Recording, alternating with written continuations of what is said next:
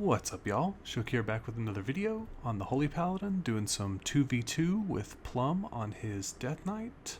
These matches are from the War Within Season 1, Week 4. This is the gear that I was rocking in these matches, mainly all Mastery. I am missing my gloves and my trinkets. Those are still the honor pieces. I am currently 636 PvP item level. This is the build that I'm running. Nothing has changed from the previous videos. Like I always say, I'll take out improved Blessing and Protection if it's not a physical damage dealer. And I did run into a Paladin who was running the Lightsmith build, and he made it work decently well. I still out-healed him by a good bit, but he out-damaged me, so I thought that was really interesting. I haven't seen anybody running that in 2s or 3s, but yeah. That is my build, that's my gear. Let's get into the games. So this first match is against a Feral Druid and a Disc Priest. Feral is really tough right now in 2v2. They are extremely good. I would say them and Affliction warlocks are probably two of the best DPS right now. And I know there are some really high ranked warriors like Fury warriors and stuff. But I think those players are also, like, every single season, they're like top of the 2s ladders, so they're kind of an anomaly. I think there's more Feral Druids right now, at least in the MMR that we're queuing at. Anytime we hit, right at like 2050 MMR, it's all just Feral Druids and Hunters and stuff like that. And I would say it's not necessarily a counter comp, it's just really difficult for us to win. They just do a ton of damage, as you can see over on the damage meter on the left side of the screen. I was trying to juke him there. I am going to go ahead and use my wall. Plum is riding the Disc Priest. I could have taken Repent versus this team, but I would have regretted it with how we're playing this. Usually I only want to take Repent if we're just going to go for the Feral Druid. Plum's going for the blind on the disc there. And it looks like we got one of the Feral's defensives. Plum's going to grip him off there for a second, cast chains on him. Unfortunately, I need to cast Tears Deliverance here, and I'm also going to cast the mana buff and run over here and try and pick Plum back up. We're both still taking damage from like the bleeds and everything. You can see the Feral's going to run back over here to me. Also, he kicked me there from a pretty good range. I didn't think he was actually in range of his kick. I'm going to trinket this full stun just because I was a little bit worried. Priest is wanting to run at me to kind of help do damage. I'm going to blind the Feral since he doesn't have trinket for 14 more seconds. And I'm going to cast a couple heals here. I do have wings coming up. I have the Divine Toll, which I'm going to go ahead and use. I'm also going to pop Aura Mastery because I'm taking a bunch of damage. I'm out of LOS of the Priest, so I wasn't worried about using bot versus bubble. The Feral actually fake cast clone there, so he's playing really well, doing a bunch of damage. That's going to be any of the Ferals within this MMR, and the Disc Priest is playing really well too. Like, we've just been fighting a bunch of really good players within these, like, this MMR range, and I don't know whether that's just the season might be a little bit deflated. I've been hearing things that like solo shuffle is capped. Like, I haven't played any solo shuffle, but it does seem like 2s is a little bit more deflated than season 4 of Dragonflight, which is really weird. Normally season 1 is like one of the most inflated seasons, and it may just be nobody's queuing 2s, nobody's queuing 3s, everybody's queuing BG Blitz, but who knows if there might be some kind of artificial cap. I'm not sure. Right now I'm going to get stunned. It looks like the Feral is going to go to Peel Plum, so that lets me cast Tears Deliverance kind of unhindered here, which is really big. I'm going to run over and dispel Plum here in just a second. Or actually, he's going to blind the Feral on that clone.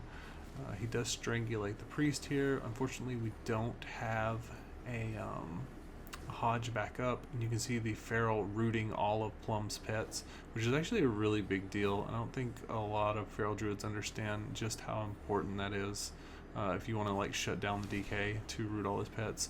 I was kind of running at the Feral Druid to kick him, but then Plum did it anyway. Now I'm going to continue to run at him. Plum gripped him, and I didn't actually burn my kick there, but he did get the thing. I juke him, and I'm just sitting here with precog. The Priest juked Plum.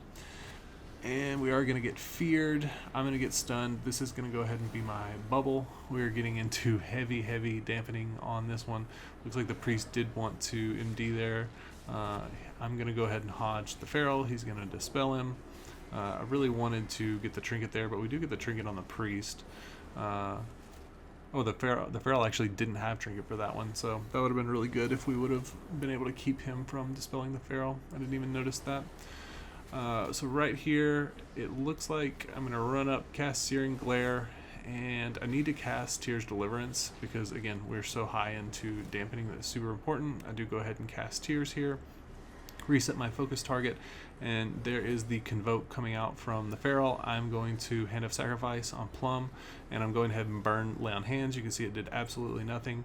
Divine Toll, you know, as this Convoke is rolling, he's just going to be doing almost unhealable damage when it's this deep into dampening. So anything that I can use, you can see we're all kind of getting low. Plum does Strangulate the Priest, and we do take them down in like almost a double kill fashion.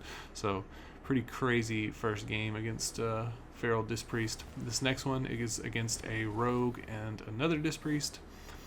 Really all I want to do is try and pull the Rogue into like some awkward spots. Ever since the buff to my wall, it's way more difficult for rogues to just like single-handedly take me down. They can do it, especially, you know, anything can kill anything in heavy dampening, but it's become more difficult for them to just kind of like solo me with Mark for Death. I do pop wings here, and it looks like the priest is kind of trying to DPS me. He's running the Void build, which I think a lot of Disc Priests are doing in 2s. I did get around the corner on the full stun there, because that's what I don't want, is for the Rogue to get a full stun on me where the priest can also DPS me at the same time, because if it's just the Rogue, I should realistically be able to live. We're getting a lot of pressure. We do get his evasion there. There's ultimate penitence. Plum is going to run around the corner here. You can see the Rogue kind of debating on what he wants to do. He's going to run behind the pillar, so I'm going to Hodge him out of LOS of the priest. I'm going to cast Searing Glare on him, and he's just kind of going to run away. The priest does get strangulated into a blind. Then Plum gets disarmed. It looks like either the Rogue used a his Night Elf Racial or a Vanish there. I'm not really sure because I get a re-stealth. I'm going to wall here. So this is a scenario we don't want, so I do go ahead and burn my trinkets, what I was talking about with not having them both be in my line while I'm stunned. I'm going to cast Tears Deliverance when I got away. Also need to cast Blessing of Winter, which I do just to get a little bit of mana back. We're not quite even on mana. The priest is winning on mana, but with that Void build, the deeper it goes into dampening, as long as I can keep us alive, he won't be able to stabilize. So I'm not super worried about it. He does want to come and fear me here, so Plum strangulates him as he was kind of running in. I'm going to try and Hodge off that strangulate, which I do. We do get his trinket there, which is really good. They have Power Infusion rolling, so what I really want to do here is use my Blood Elf Racial to try and take it off of both of them, but I actually didn't notice at the time. It's kind of a hectic moment, but that Blood Elf Racial is useless in almost every scenario except for ones like that where they have very little buffs. You can run up, hit them both with it, and actually sometimes get really lucky and like have a double purge for nothing. I do need to level my Dwarf Paladin here soon, just because bleeds being so prominent from ferals this season it's just really important to have a powerful racial like that. We do get the stun on the Rogue. He is just running away. At this point, we're kind of just ahead on everything. We still have Bubble, we still have Blessing of Protection. I'm juking with Searing Glare here, and then I went ahead and finished the cast. I don't know why I did that. I got what I wanted, which was the precog, and I should have just cast Tears Deliverance off with that precog. We do have the Blessing of Summer back up, so I'm actually going to use it offensively instead of defensively. I need to just kind of get in range to be able to use it here as I'm tossing the heals on Plum and myself. So right here, the more I heal, he actually uses Mark for Death here, and I'm just going to try and heal through it. You can see him use a Vanish there. He's trying to garrote me. I am going to go ahead and bubble and bop Plum. So you would think that's like a massive overlap, but if the priest is like wasting globals to, you know, offensively dispel Plum, then that's really, really good for us because they're both so low. I'm just trying to right now smack them with like Crusader Strike, Hodge. Like they don't have anything left, and he's way far behind, kind of like what I was saying. And we're just gonna end up with splash damage taking them down. So this would be their only shot to do anything with the bomb, but I was able to bop out of it. We just had too many cooldowns there at the end. This next one is a counter comp. This is never one we want to see. Fury Warrior is much tougher for us than Arms Warrior, but yeah, this one is never fun because of what I was saying earlier. Whenever you root the DK's pets, the Shaman just has a way to like consistently root the DK's pets, and it makes it really, really difficult. Now we do get a bunch of pressure here in the opener. I guess just because they were stacking up. I'm doing damage, Plum's doing damage, he does get the link, and we get their ascendance, so crazy opener by us, like just a bunch of damage coming out, and I didn't even use Blessing of Summer offensively. I'm going to trinket this Hex here, just because I thought we had basically all the pressure, so it was worth the trinket. I do get stunned. The warrior looks like he's popping Sharpened Blade here, and he's trying to do, you know, a decent bit of damage. One thing about our comp is whenever we face, you know, teams like this where it's they have like a big mortal strike and then a healer that basically doesn't go Now I will say one thing about shamans: they don't go if you train them, but they can die. Like they can get killed.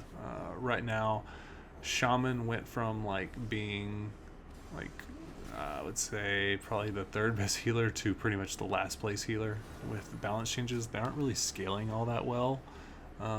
They're still good in twos, but they are, I don't know what's worse. I don't them or Resto Druid, like they might be in last place for twos. I still think they're viable, but just ever since Paladin got the buffs, and Mistweaver has just scaled better than they have with gear. I think, well, I'll say maybe Fistweaver is worse than Shaman, but I don't know, hard to say. I went ahead and juked there, got the precog, got the Hodge on him. Plum's going to grip him in. I did use our second Blessing of Protection there. I juked the warrior and got precog again. He just wants to peel his Shaman and ride Plum, which is, I think, the best strategy for them. And then the Shaman's just going to focus on living. So basically the warrior wants to intervene a Shaman almost off cooldown, and here's kind of our big go again. Unfortunately, we don't get the same pressure as we did the first time. Plum's pets get rooted over there on the side, and it looks like the A-bomb does disappear. And the Shaman is running that Ghost Wolf talent, where the longer he sits in Ghost Wolf, the less damage he takes, and it kind of stacks up. I do have Bubble available for me, so I'm not super worried about the Shaman or the warrior going for me. I do Hodge the Shaman. Unfortunately, I think he did get intervened right after it. Here comes the Strangulate, and I'm kind of just trying to bait out the Shaman's kick here. I do need to recast Tears Deliverance, and I'm just trying to kite the warrior away again from Plum, because I don't want him, one, I don't want him hitting Plum because I still have Bubble. Two, it's just really difficult. Like we'll end up going but it looks like the Shaman either hasn't been keeping up Water Shield.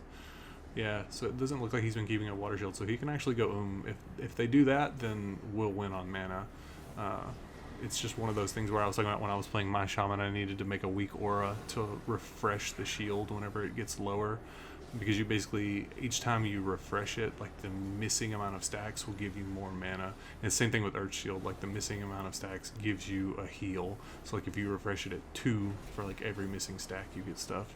Do end up taking down the Shaman, and the warrior, I mean, if he was playing Fury, we probably would have lost. So kind of some fun matches. Let me know what you guys think. Have you been enjoying the season so far? What game mode have you been playing the most? I'm going to try out BG Blitz later this week. The first time I'm going to do any BG Blitz. If you are new here, be sure to subscribe, drop a like, helps me out a ton. And I will see you guys in the next one. Peace.